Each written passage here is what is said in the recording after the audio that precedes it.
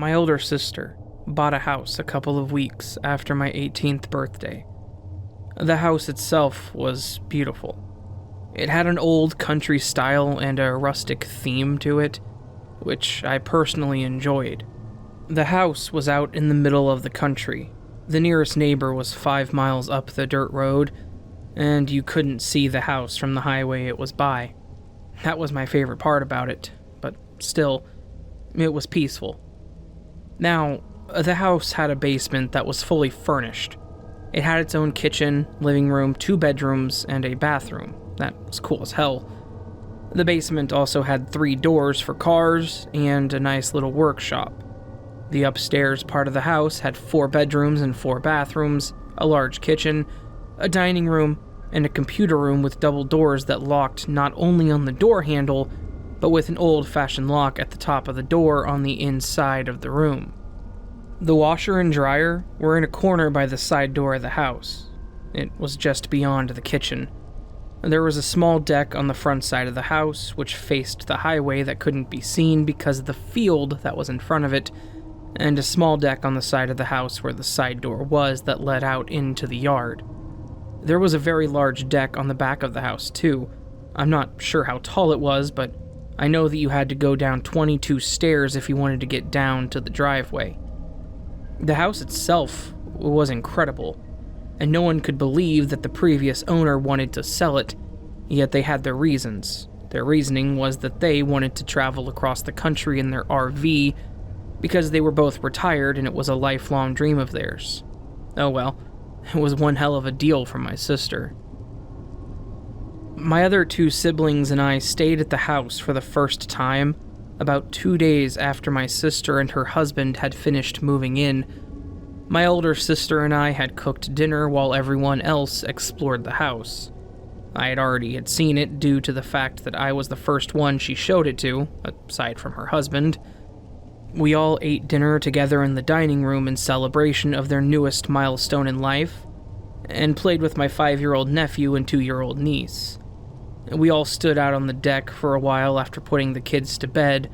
It was so that my sister and I could have a cigarette before heading in to drink and play cards. It was, in all honesty, a perfect way to help my sister and her husband finish unpacking. The night went on as any normal night we would all be together. My younger brother, younger sister, and I slept in the computer room that night since it was pretty spacious, and we wouldn't wake up the kids. Nothing out of the ordinary happened. I was, and still am, an intuitive person, in touch with my spirituality and such. I can assess any situation just by the feel of the atmosphere.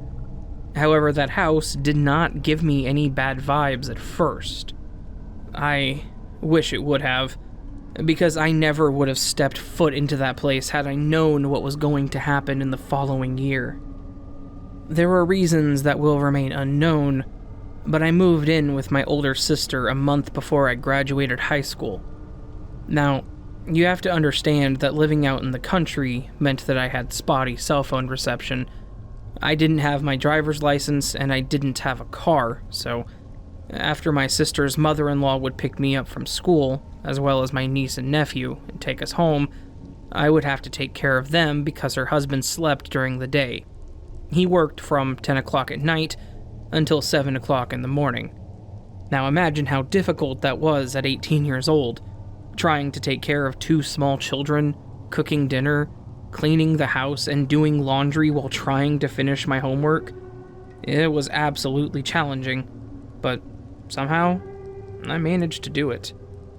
There was a particular night about 2 weeks after I had moved in that started everything.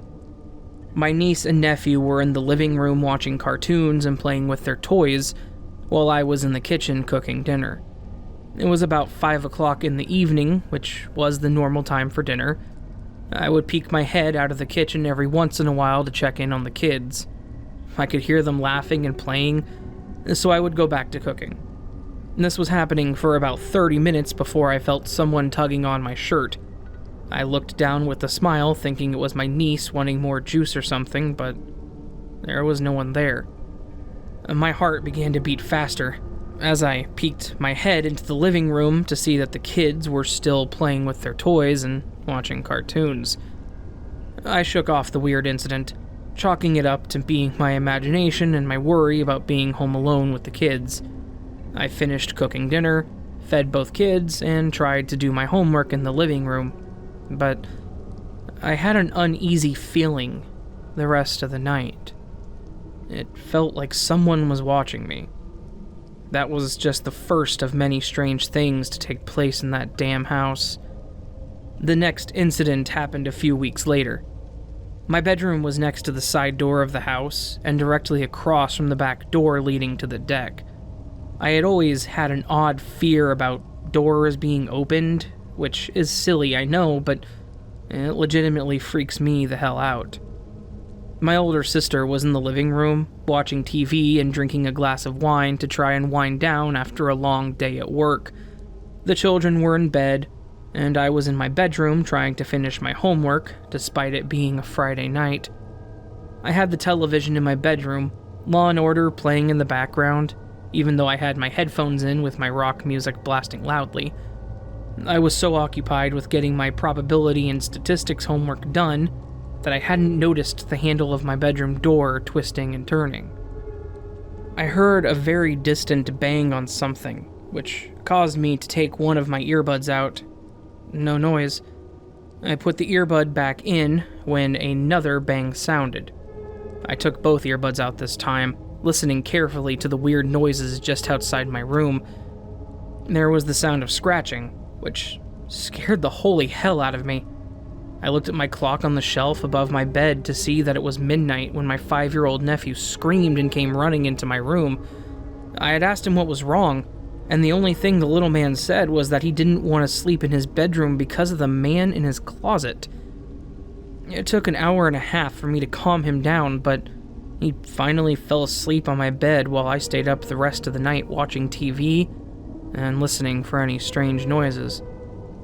I would occasionally step out the back deck with my older sister to have a cigarette, but again, my room was directly across from the door, so we were able to keep an eye on my nephew. The third incident to happen was the following day. It was a Saturday, and I was down in the basement trying to clean up and help my sister unpack, when the atmosphere suddenly felt ominous, like something bad was about to happen. And we were listening to music, dancing around, and watching the kids play with their toys. I don't remember exactly what I was doing at that particular moment that I felt something touch the back of my neck, but I turned around to swat at the person because I thought it was my sister. My family likes to play jokes on each other as often as possible, especially when the other person isn't expecting it, but again, no one was there. I went back to what I was doing, but again, around 5 minutes later, something roughly tugged on the hood of my jacket. There was no one behind me, and that was when I realized that my sister and the kids had gone upstairs. I was completely alone in that cold-ass basement. I grabbed my phone, ran out of the room and up the stairs to the kitchen. My sister asked me what the hell happened. I told her, but she just shrugged. Yeah, it sounds absolutely insane, but I swear to everything holy that this all actually happened. The entire summer passed by like that. Weird little things happening here and there, but nothing major. My nephew still refused to sleep in his room because of the man in his closet. My niece developed a liking and disliking of her bedroom. Her closet door would not shut no matter how many times someone would close it. My niece would play in the room alone during the day, but would wake up in the middle of the night crying and screaming bloody murder until someone would take her out of her crib. I'd given up my bed by that point to let my niece and nephew sleep in it while I slept on the floor. I didn't mind having them in my room with me, considering that I made them feel safe, and my nerves were calmer when it was my responsibility to make sure that they were safe and secure. August came around, and it was time for me to go to college. I packed up everything I would need and headed off for the first time by myself. Mind you, I still didn't have a car, so that was a fun day of moving into the dorms. I figured that college was the perfect time for me to get away from all of the weird things happening in that house. Yet, the strange things started happening there too. Something had followed me to school, and it eventually took its toll on me. I would wake up in the middle of the night to a loud banging on the front door of my dorm. I would go outside to smoke a cigarette after realizing that no one was there. My roommates and I thought it was just the stupid boys on the football team messing with us, since the girls in the room above us were dating some of them, but that wasn't the case. I didn't go back home on the weeks for the first month that I was at college. I liked the fact that I was on my own, and that I had a dorm room all to myself, while my roommates were at home. The stupid, weird stuff intensified when I was alone for the weekend. I wouldn't sleep at all, and began to miss my morning classes at the start of each week. It got to the point that I tried to avoid going to the dorm room whenever I had the chance. I did not want to be in the dorm room alone after that first month. My roommates and I decided that it was the best idea that at least 2 people stay for the weekend. That way no one would be alone when the odd things happened. They all started noticing the weird stuff too. I mean, how does a computer move around when every person in the dorm room was in class? It doesn't. We were the only 4 people with a key to our room, so there's no way that it was someone else trying to play a prank on us. Our closet door started to slide open during the night. The bathroom faucet would turn on at 3:30 every morning, and all of the cabinets and doors would be open when we woke up at 6 in the morning. My roommates and I had all had enough of that stupid crap by the end of the semester. I only attended college for that one semester due to reasons that are not going to be stated. December rolled around, which allowed me to clear my things out of my dorm room, packed up the car, and headed home for the holiday break. I hadn't really thought much about going back to that house, considering I had been away at school, hanging out with friends that I had made, and just generally enjoying the little freedom that I had. However, that all changed when my sister and I pulled into the driveway of that house. The dark and ominous feeling instantly overwhelmed me the second that I had gotten out of the car. I couldn't figure out what it was about that place, but something definitely gave me the creeps, and I sure as hell did not like it. My sister and I headed into the basement and up the stairs as quickly as we possibly could in the dark. At this point, my sister was equally eerie about the house, since she had strange experiences of her own while I was away at school. There was one night where she was standing outside on the front porch when she heard someone say her name. She swears it sounded like my dad, however, it couldn't have been, considering he was at least 20 miles away. That wasn't the first time something like that had happened while we were outside. There was another night when we were outside, and we both heard laughing coming from below the deck. We looked over the railing with our flashlights, but no one was there. It scared the living hell out of us. We tossed our half-smoked cigarettes over the railing and ran inside. I locked the basement door, and we each went into our rooms and locked ourselves in. Thankfully, the children were in my bed, and I didn't mind sleeping on the floor again. There was also a time that my older sister woke up in the middle of the night due to a bad dream and saw a large black figure standing in the corner of her bedroom. She literally cried while telling me about it the next morning because it scared her half to death. I would often hear strange sounds coming from the basement. It was easy to hear in my bedroom, considering the basement door was 3 feet from where my room was. I didn't like the basement after that ominous feeling began, after that strange sensation that we were never truly alone down there.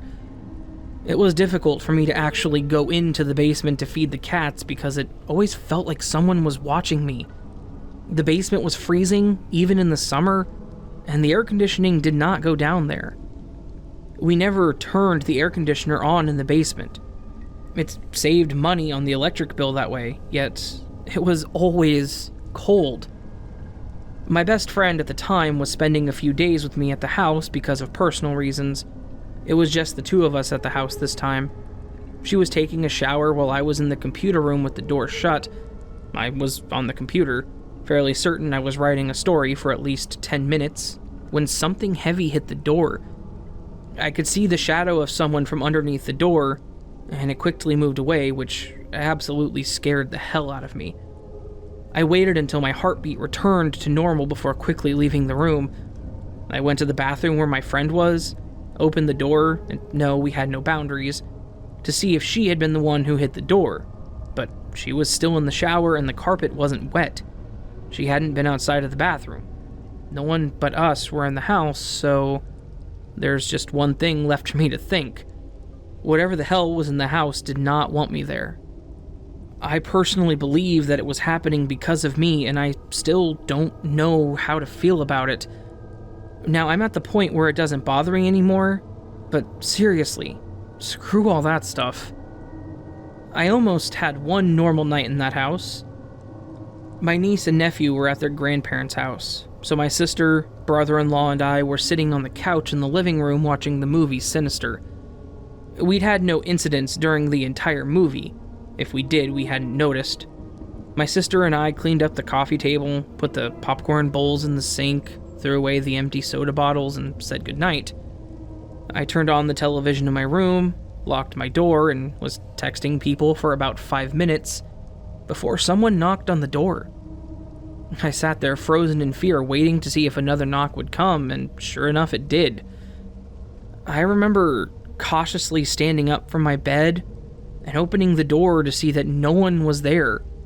Another knock sounded on the door as soon as I had shut it. I pulled the door back open and slowly walked into the kitchen. I had just reached the kitchen counter when my sister jumped up from behind it. I raised my arm to hit her after jumping because she scared the hell out of me, not literally. She laughed for a few minutes, swore that she was going to bed, and watched me walk back toward my room. Her husband jumped out of my nephew's bedroom, which scared me so badly that I let out a banshee-like scream, and I literally had to step outside for a few moments because my hands were shaking so badly.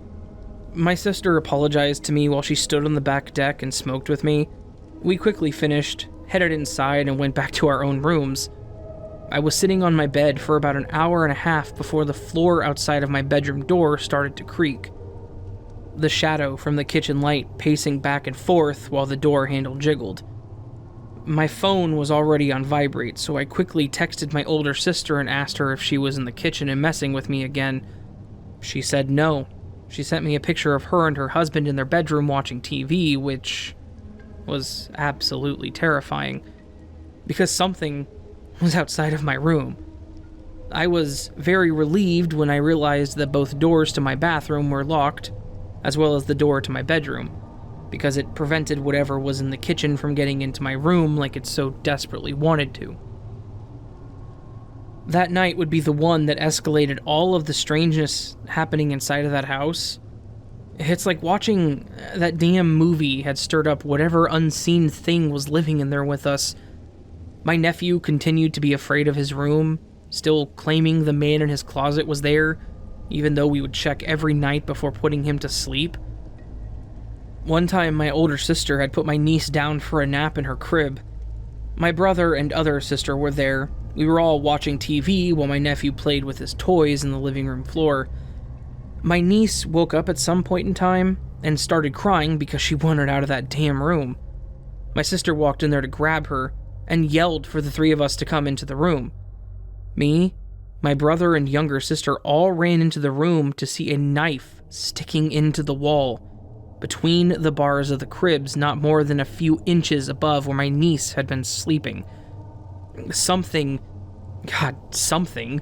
was trying to harm my innocent little niece, and that was the day where we all decided that there was seriously something wrong with the house. Pretty much every night there was a late night for me. I would be up in time for my nephew to knock on my door and crawl into bed with me. My niece also soon became afraid of her room.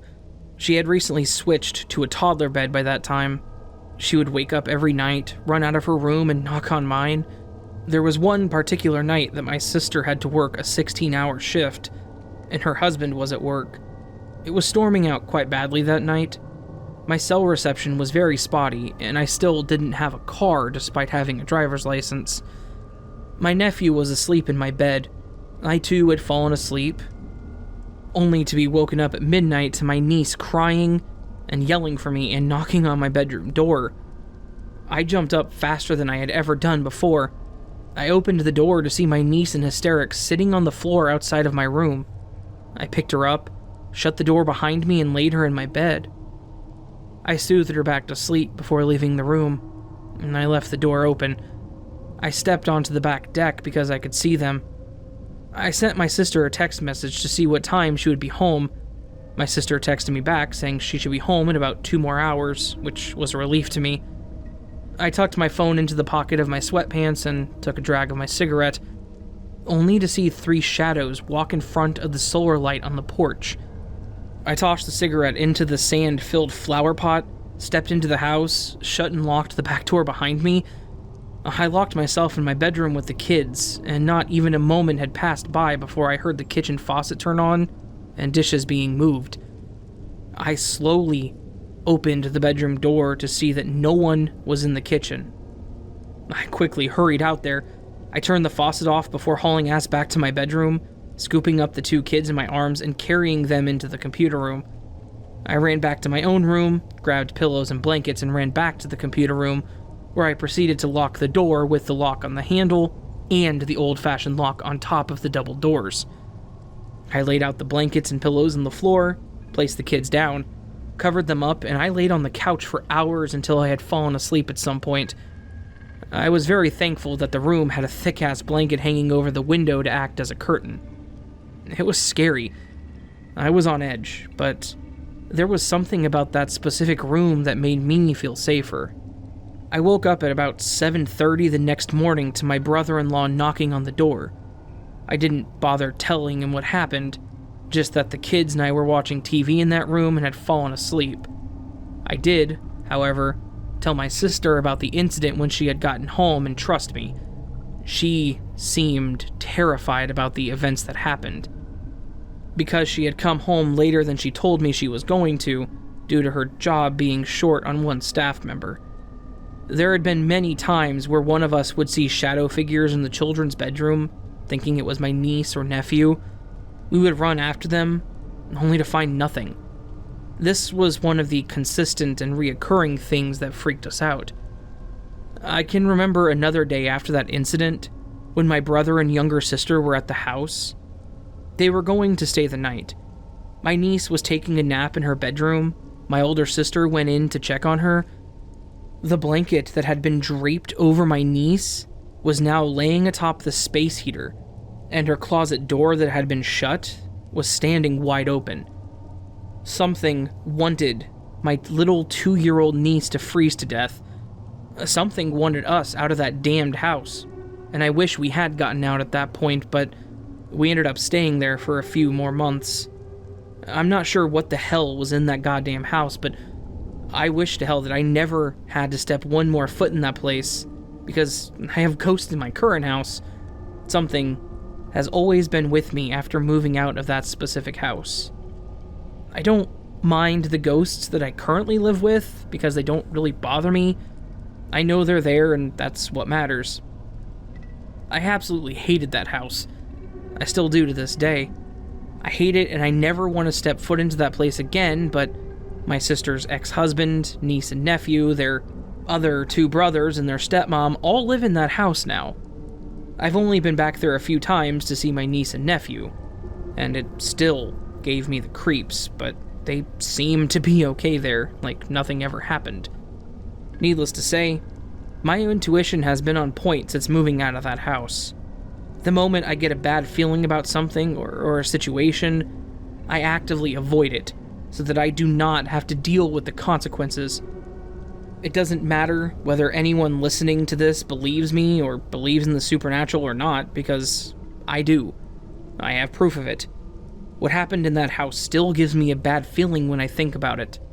My nerves are almost shot from writing all of this down. This is legitimately the most horrifying experience that I have ever had. So screw that house, and screw ever going back there. I honestly cannot ever go back. And if I do, please, send a priest my way.